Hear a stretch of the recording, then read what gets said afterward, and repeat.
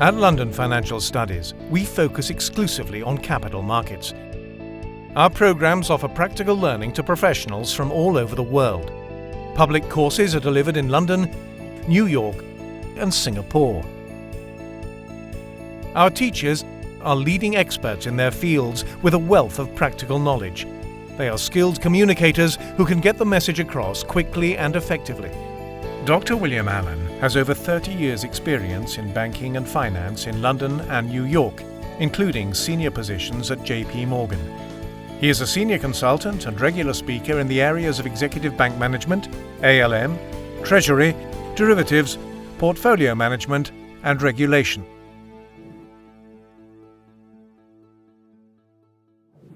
Basel III is a response to an evolution, a history of changes in banking that really trace their roots back to my early days in banking, the deregulation of banking in the mid-1970s, when banks were allowed to take more risk, were allowed to try more different products, were allowed to experiment more with funding structures.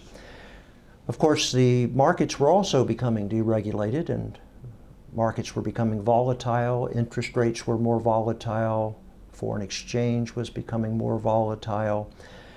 And therefore, what we ended up with is an attempt, a first attempt, Basel I in 1988, which was a way to try to determine some common measure of capital relative to credit risk-weighted assets. As we approached the end of the 1990s, it was very clear that Basel I needed to be modified to try to incorporate a more realistic assessment of the risks for the various counterparties, the various obligors of a financial institution. Basel II took a long time to develop, partly because it, for the first time, allowed banks to create internal risk-based models.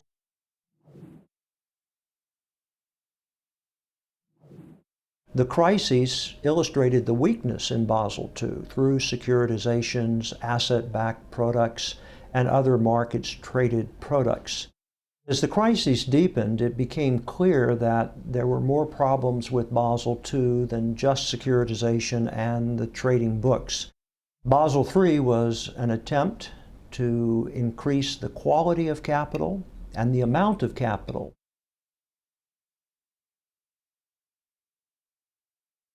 The Basel Committee put into place a phase-in through 2019 for compliance with the new Basel III rules. And yet we've seen some countries, some regions, including the European Union, that have decided, because of the importance of these measures, to push forward the deadlines for compliance, particularly with higher quality and more capital for loss absorption and the liquidity ratios. This has really put a strain on many banks to operationally comply with these requirements. The failure to comply with Basel III would likely mean that a bank would be taken over by supervisors, perhaps in a forced merger, perhaps even liquidated. So the individuals that are running the bank have to be aware of the decisions they're taking, how much risk-weighted asset, and what the requirements are on a very capital-constrained industry. This LFS course covers major regulatory changes from Europe and the United States affecting the banking industry. Basel III and related legislation are discussed in practice with special focus on derivatives and capital management.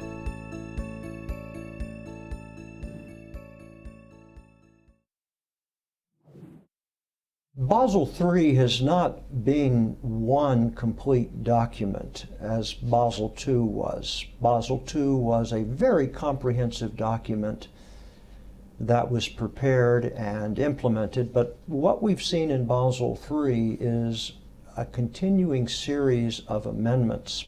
Our course is actually designed in a way that helps the delegates first understand where we are in this evolution of the change in Basel III, but secondly, learn how to monitor what changes are proposed today, what changes are still in a consultative or proposed stage, and be able to track on their own after the course.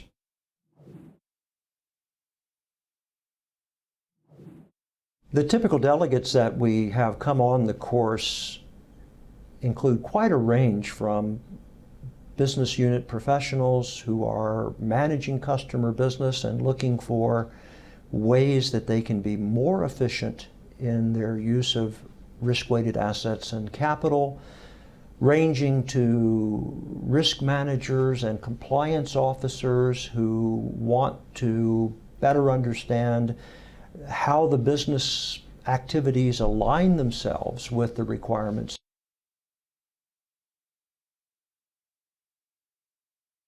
The aim of our course has been to focus it for the practitioner, the business unit professional, to give them a hands-on understanding of what they do every day is linked to the regulatory compliance in Basel III. Let's not forget as well that many around the world, whether they be stock analysts, whether they be investors, whether they be rating agencies or other constituencies, are evaluating how individual banks are implementing their Basel III rollout. Of course, this is directly related to performance in the capital markets of their bond prices, the yield on their debt, and of course their stock price.